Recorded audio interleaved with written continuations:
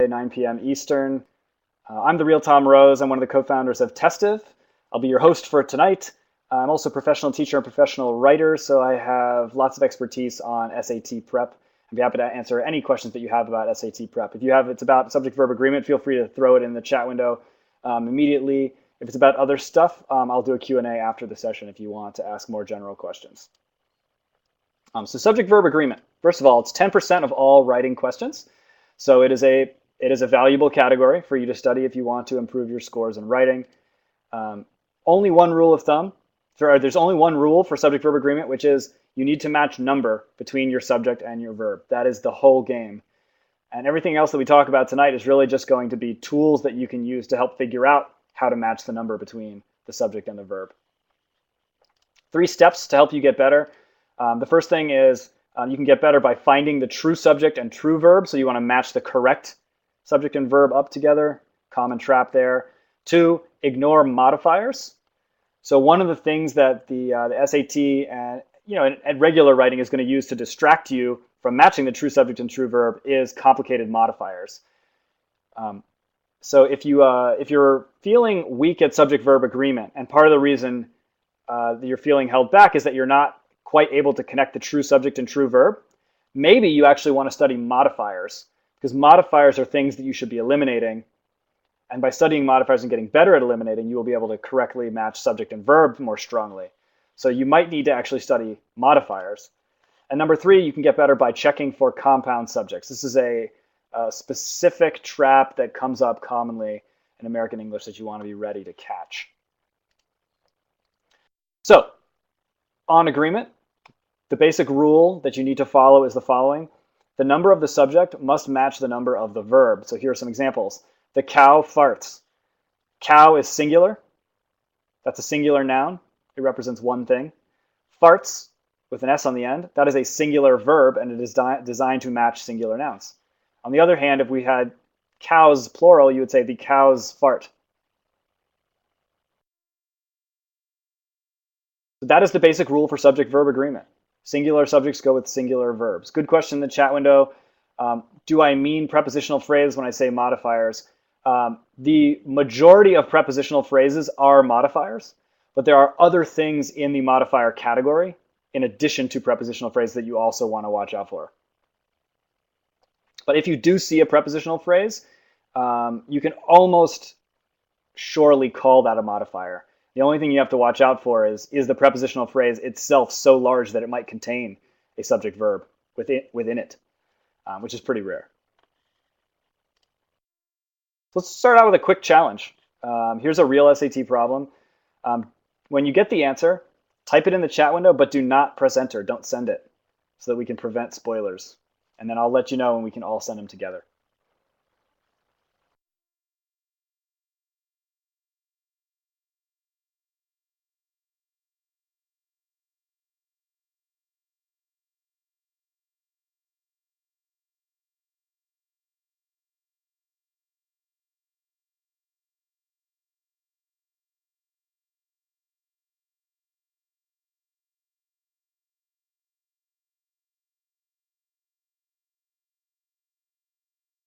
Okay, go ahead and send those in.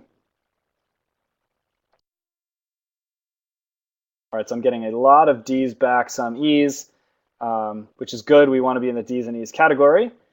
So what do you see as a split? Notice that 3 of these answer choices have an is as the first word, and 2 of them have an are as the first word. That's what we would call a split. The answer choices are split on this particular decision. So these are what part of speech is an are. What part of speech is that? That is a verb. Yeah, this is a verb. And the ares are the plural ones, right? And the ises are the singular ones. So what we need to do is we need to go match the subjects. We have a verb, so we need to actually go back and find the subject that goes with it. So what is the subject that goes with this verb? What is or what are? Challenges. Yes.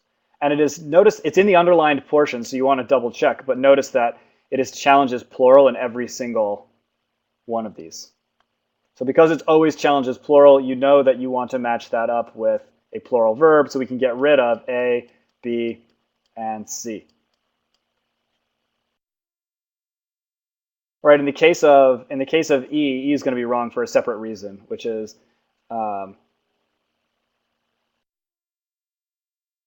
E is a meaning problem, and it makes it sound like the challenges are choosing to associate with starting one's own business, which is not what we want to say.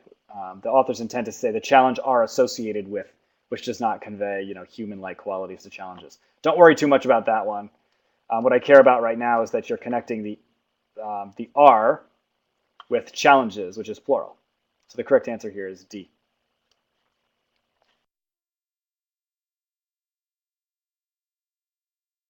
So on to the next step, which is, so you know you need to match the subject and the verb, and we know we need to match them in number.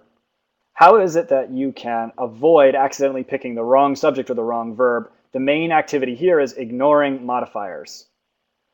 So when you're on the test, or even when you're speaking in everyday English or writing something in everyday English, you will find that the true subject and true verb are swallowed up by modifiers. And in fact, in English, it's very common.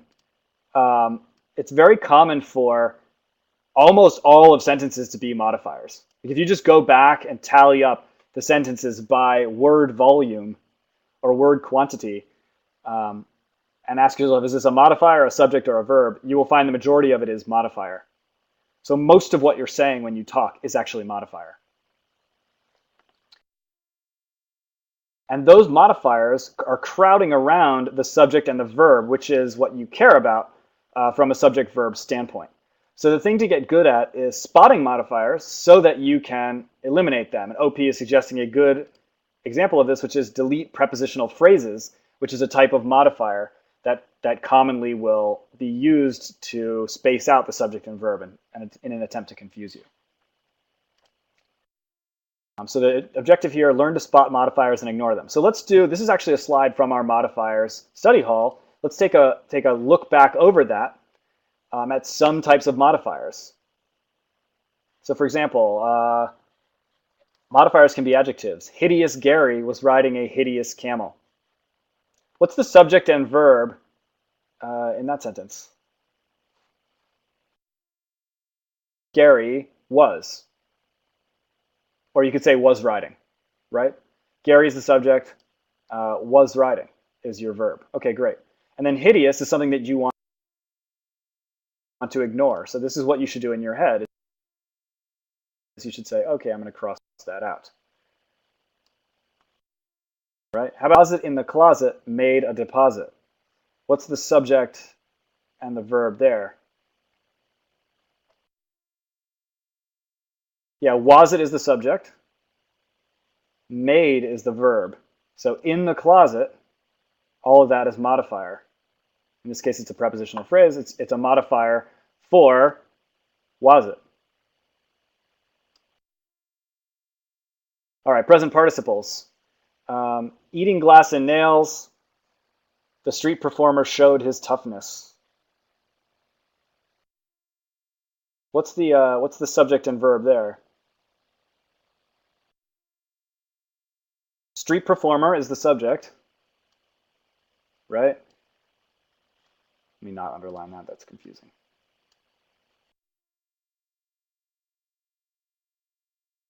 And the verb is showed. So all of this, eating glass and nails, is actually a modifier for the street performer. So you want to ignore it. Street is a modifier for performer. That's actually a really good point. So I was saying the subject is the street performer. You could, I think, more precisely even say the subject is just performer. And that street is actually a modifier for performer. What I was thinking, and this would be okay if you did it also, is that this whole thing is a box. The street performer, that's my subject. But if you want to think of it as just performer, that's probably even better. And you're being even more precise. And they could just be nouns. Modifiers sometimes noun themselves. So Gary the Moyle performed his work with care and precision. So who is the subject, and it's the verb there. Gary is the subject, performed is the verb. So the Moyle is a modifier actually for Gary. So I'm sorry we don't have more time to cover modifiers more deeply, but if you want more on modifiers, I would go check out the Modifier Study Hall, which is a whole study hall just dedicated to modifiers. One last thing I will share is the test that I like to use personally for modifiers is the following. I ask myself whether something is a modifier if it answers the question, which noun? So for example, hideous is answering the question, which Gary? Which Gary? Hideous Gary. Oh yes, I was thinking of the other Gary. Which was it? The was it in the closet. Which street performer? The street performer eating glass and nails. Or you could even say, which performer? The street performer. Which Gary? Gary the Moyle.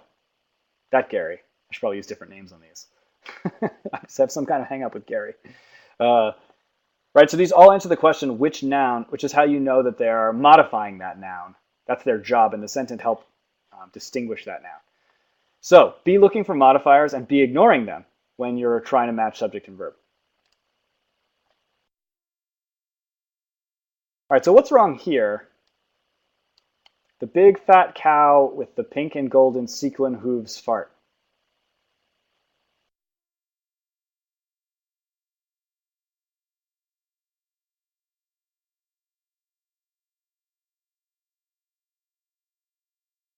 I've got a couple of people writing in that this should be farts, plural. And how do you know that it should be farts? Help me spot modifiers. What in here is a modifier, and what is it modifying? Big is a modifier. What's that a modifier for? Is it answering the question, which cow? Yes, it is. So that's a modifier for cow. What else? Fat. Yes, fat is also a modifier for cow. So let's ignore that. Alexander is saying, with the pink and gold sequin hooves. Yes. And what is that an example of? Somebody was saying this before. Not just a modifier, but it's a prepositional phrase. Yeah, it starts with the preposition with. With the pink and gold sequin hooves, fart. So notice we've crossed everything out. That's how much modifier was in here. And we're left with cow is the subject and fart is the verb, and it should be singular verb, farts. It should be the cow farts. So here's a solution. The big fat cow with the pink and gold sequin hooves farts. OP is saying, why can we not have cows fart? You could have that, OP. In the sentence, we don't have cows. If you had cows plural, you would need fart, which is a plural verb to go with the plural cows. So you can have either one. As long as they match, then you're fine. In the original, what we had was cow singular, and we had fart plural. So that it was the mismatch that's the problem.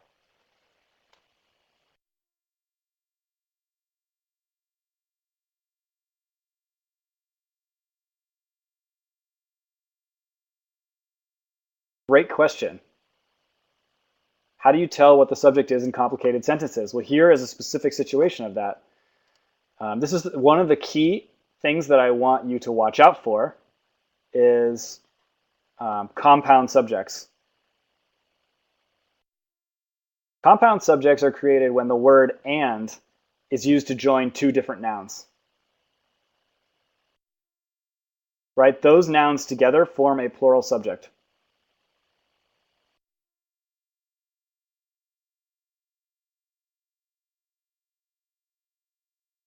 And it's also worth noting that there is no other word or structure that creates a compound subject.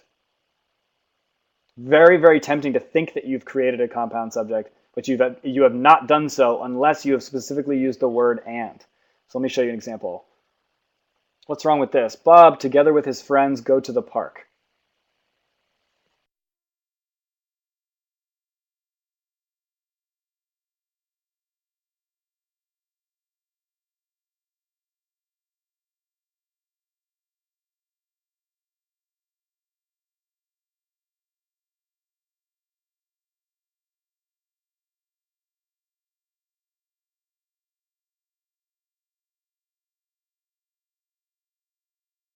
Should be goes, yes. Bob, together with his friends, goes to the park. And how do you know it should be goes? Because together with his friends is actually a big modifier for Bob. So we're going to get rid of it. So when you fix this, it's Bob and his friends go to the park. Or it could be Bob together with his friends goes to the park, like you guys had in the chat window. That would be fine as well. I fixed it this way so you could see an example of what a compound subject was when it's formed correctly. And I also showed both examples. These are both correct. It does not matter what the plurality of friends is. Right? If it's Bob and his friends go to the park, it's also Bob and his friend go to the park. This is plural by virtue of being connected with the and. It has nothing to do with the number of each one of these nouns. Right? It could be singular, singular, singular, plural, plural, singular, plural, plural. It doesn't matter. If it's joined with and, it's always plural. Darsh, I'm not sure your question. Why is it not together? What's the it in your question? And Caroline also asked one a while back, which is people singular? I think, Caroline, you're asking about the word people, right?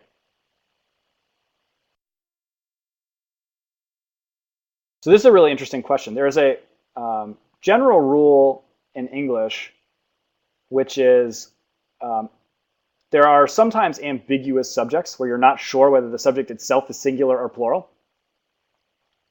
In those cases, if you have a strange subject and you're just not sure what to do with it, treat it as singular. And 9 times out of 10, it will be right to treat it as singular. People is one of the cases where it's actually plural.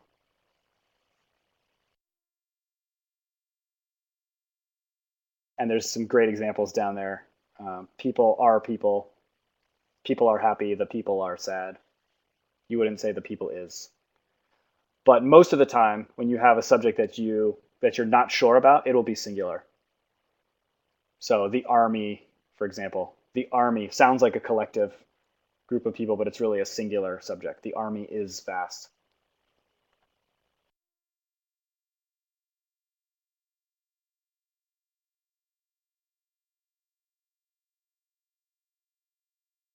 Okay, so let's talk about subject-verb agreement process, and then we'll do some practice questions. Number 1, ignore modifiers. We talked about that. Important. So somebody asked the question in the chat window, how do I make sure I pick the right verb and subject and verb? Well, it's a confluence of things. 1, you need to ignore modifiers. 2, you need to check for compound subjects. And 3, you need to match plurality. And those are the 2. So steps 1 and 2 are protecting you from complicated sentences.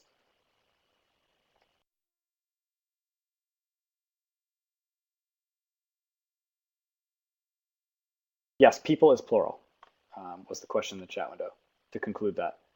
But that's less important than the general rule, which is if you have a subject that you're unsure about the number, treat it as singular. Sramich, is it possible for the verb to come before the subject? Yes, it's totally acceptable to put the verb before the subject. In fact, the very first practice problem we did, the verb came before. It was, there are challenges. So the subject was challenges and the verb was are.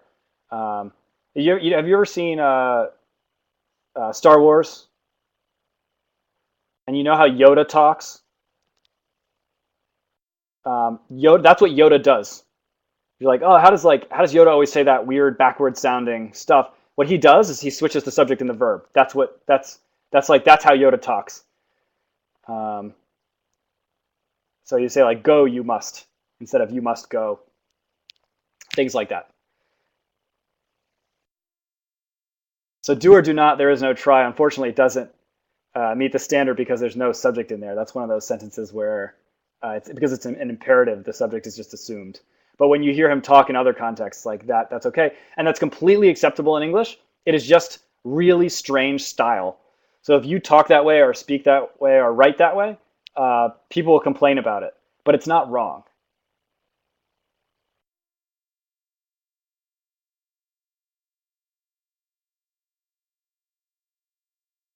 Is it possible for a compound subject to influence the plurality? So Deborah, a compound subject always influences the plurality because it's always plural, right? The second you get compound subject, always plural.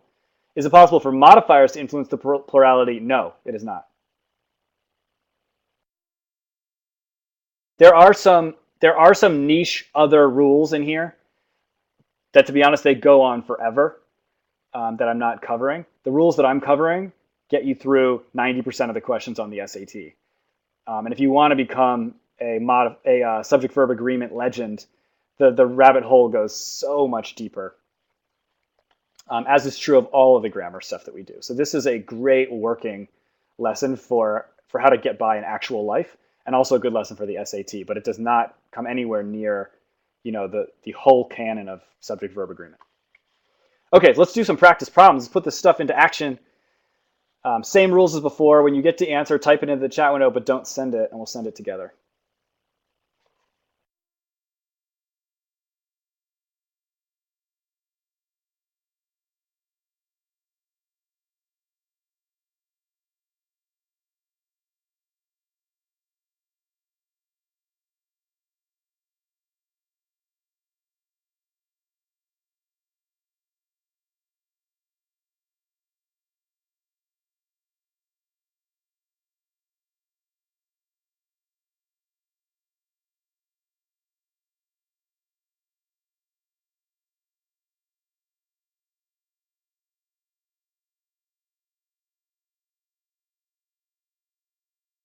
Okay, go ahead and send your answers. Ooh, Devin even has the the key in there. So help me get rid of stuff. Let's do the academic approach to this. So what are the modifiers that we can eliminate?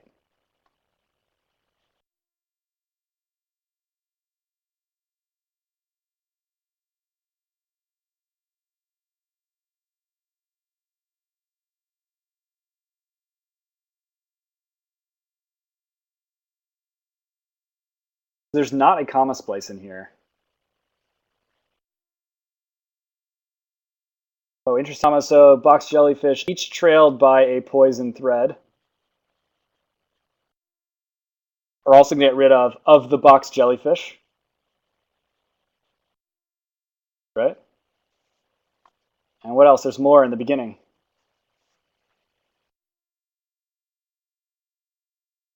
Maybe these are less threatening as a subject because they're adjectives, but grooved and barbed, those are modifiers for spears.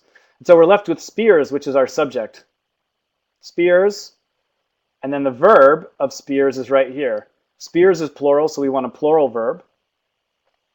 The plural verb, being verb, is are. Spears are released, so the answer is C. That is wrong.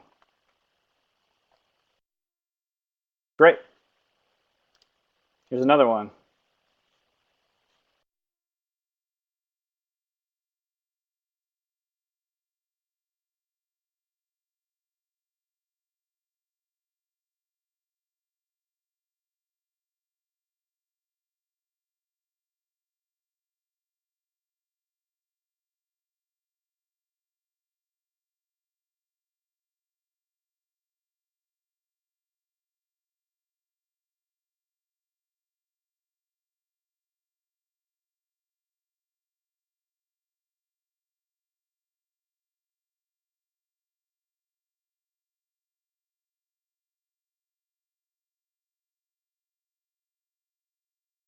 Okay, go ahead and send them in. Okay, this is good. We have more disagreement here.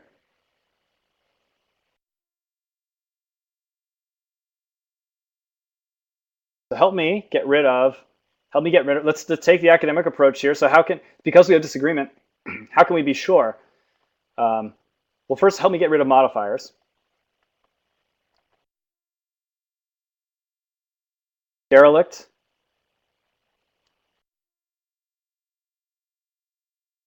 Yep. Be careful getting rid of old house. That's very nouny. Across from the warehouses. Yep. Old you could get rid of.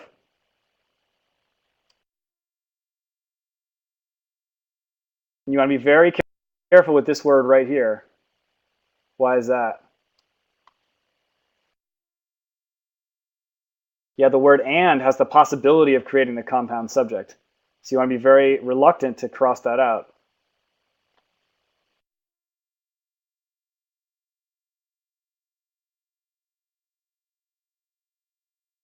We can even also get rid of the even more decrepit one just beside them. So what we end up with is the house and the one have been placed on the list of historic landmarks. Right? The important thing to notice here is the and. And is creating the compound subject. What are the two things? It's the derelict old house across from the warehouse and the even more decrepit one just beside them. As super awkward as those are, there's no error in there. Those two combined make a compound subject. Compound subjects are always what? Singular or plural? Compound subjects are always plural. So do we want, when we go to our verb, which is have been placed, do we want have been placed or has been placed? That's the singular and plural forms. We want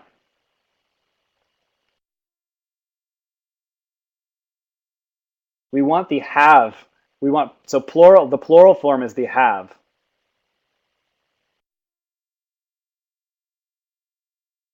And if you're not sure, try making your own sentence. So you might say, Billy and Bobby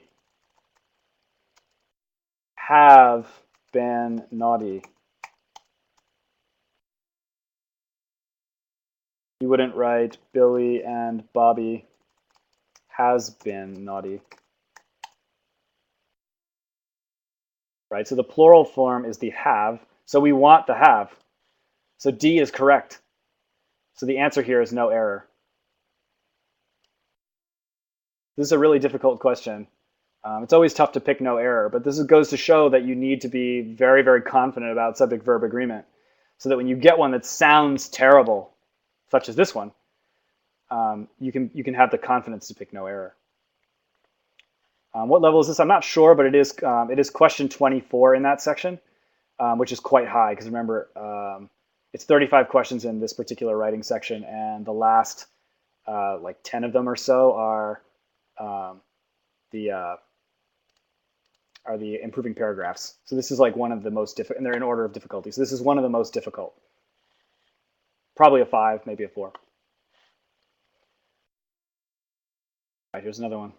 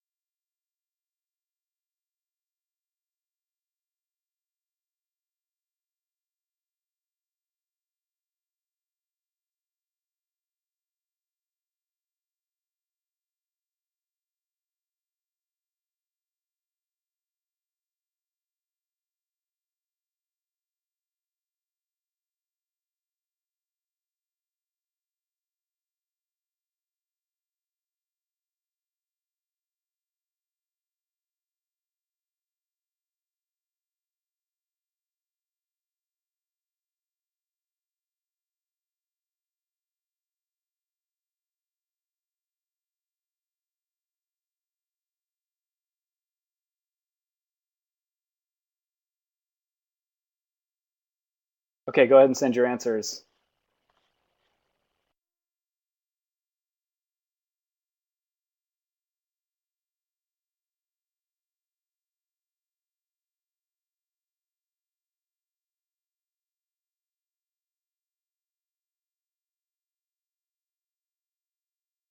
All right, this is a great question. So there's pronoun cases in here, and there's multiple subject-verb agreement issues going on. So first, let's look at subject-verb agreement vanilla. So right off the bat, we have the regularly scheduled conference. So regularly scheduled, that is modifier for conference. Which conference? The conference between my tutor and me. That's all modifier. So the subject is conference and the verb is. Conference is singular, is singular. So C is not the right answer because C is used correctly.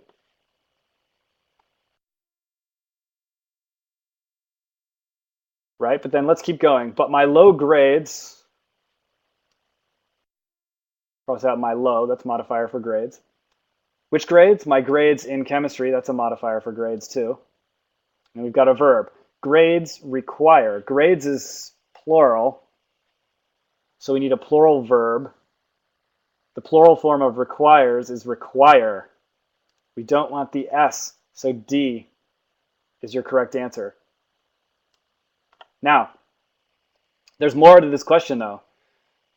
Some of you have been asking, wait a minute, what about the between my tutor and me? Shouldn't that be between my tutor and I?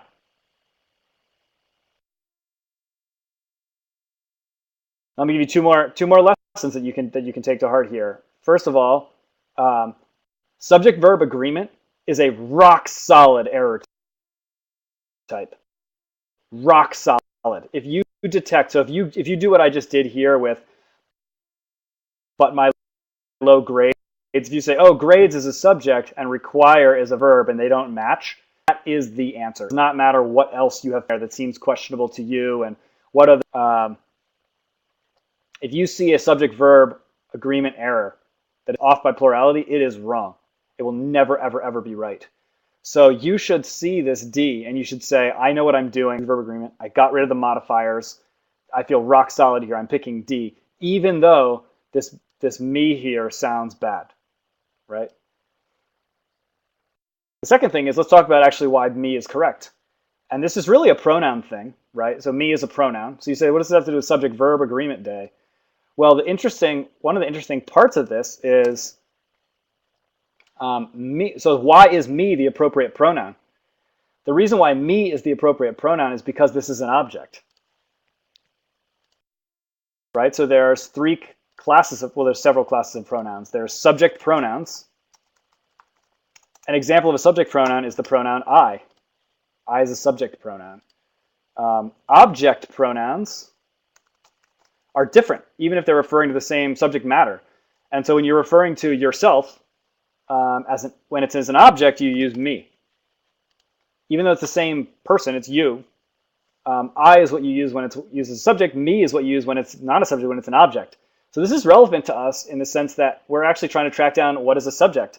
So because we were crossing this out, between my tutor and me, that was not a subject, right? So you're crossing it out. That's a good sign that that this should not be the subject form of this pronoun, which would be I. This is an object, which is part of why we're crossing it out, which is also the reason why you want me, not I. Okay, so this is a nice little aside on pronouns. There's a lot going on in this question, very, very deep question. This question is definitely level 5. All right, let's do one more before we call it.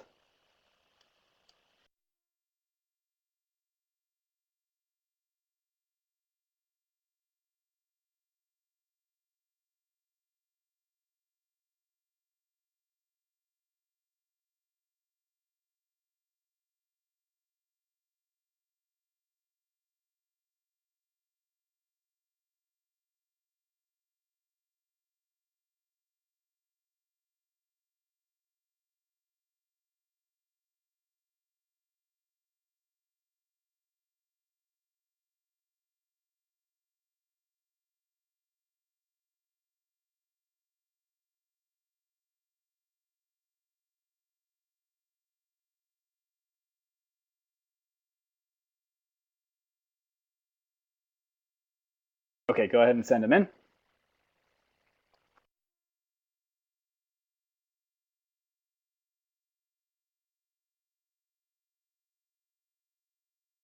All right, and what are we dealing with here? What is the operating part of our process that comes up? Is this really a modifier game, or is this more of a compound subject game?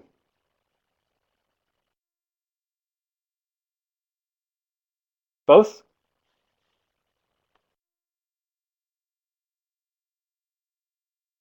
So we've got lots of warm-up, although the exact cause of type 2 diabetes is unknown. All of this is warm-up modifier.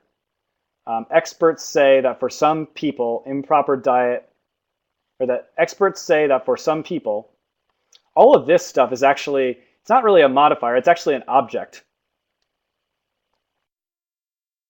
So I'm going to cross this out. It's not, in fact, I'm not going to cross it out. I don't want to confuse you guys. It's not, I'm not crossing out because it's a modifier. It is an object. Like, let me give you an example. You would say, for you, comma, I walk the line. That same sentence, rephrased, would be, I walk the line for you. Oh, maybe it is a modifier.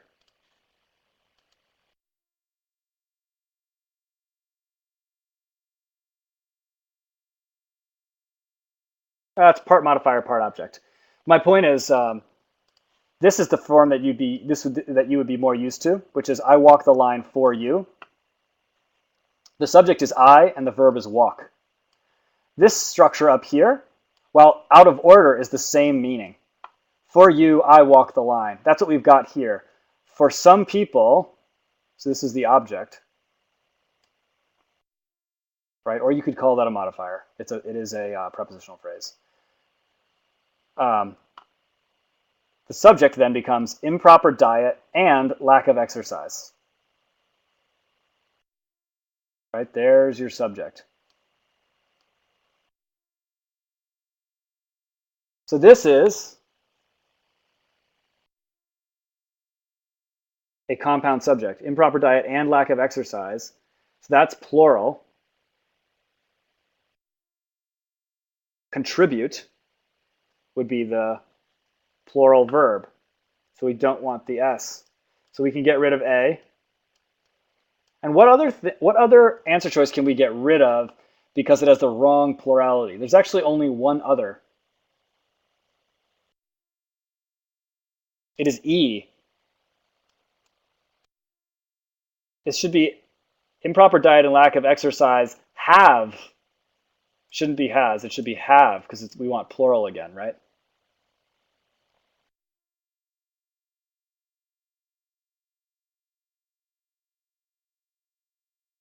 So what we end up with is C, which is what we're looking for, which has contribute in the correct form. And then we've got two strange ones. We have comma with some other stuff after it. Well, what's the effect of this comma? Improper diet and lack of exercise.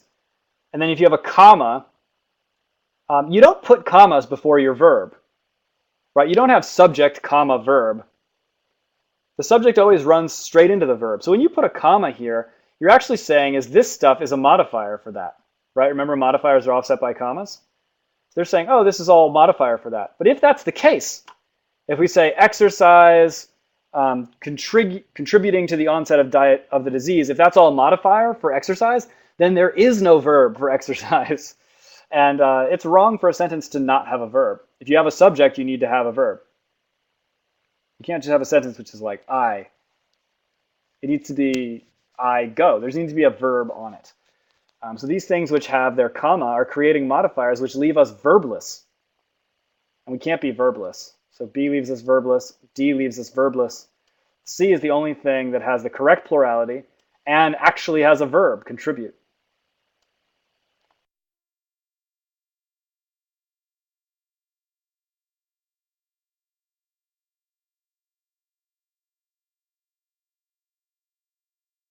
Caroline is saying, as a general rule of thumb, we should always cross out prepositional phrases. Yes, that is a great rule of thumb.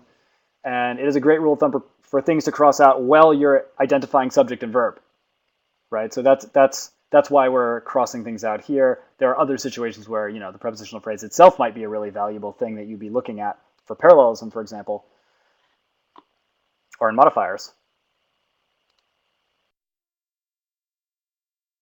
So that concludes subject-verb agreement. If you'd like further practice, you can get some at www.testiv.com, where we have free questions, and or you can work personally with one-on-one with a 99 percentile scoring coach who will walk you through all these same concepts at your pace on your schedule. I'd like to acknowledge everybody that helped put this together. Miro Kazakov, Jackson Havid, Noel, Janet the Machine, Helperson, David, Pikachu, Chippendale, Lee the Chemist, Akamondo, Shonak, Coffee is for Closers, Patel, Morella, Brazil Crespi, David Chubby Short Tai Song, Charles Kitten Smuggler Reese, Abby the Saint Engelstead, Will the Institute Eaton, Meg Smiles Butler, Samantha Swood Wood, Sophie Let Your Freak Flag Fly, Heller, and John the Loya LaPlante.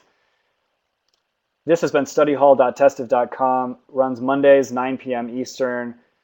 If you would like a free coach, you can try a free 30-minute session at scheduler.testive.com. Feel free to go there and book now.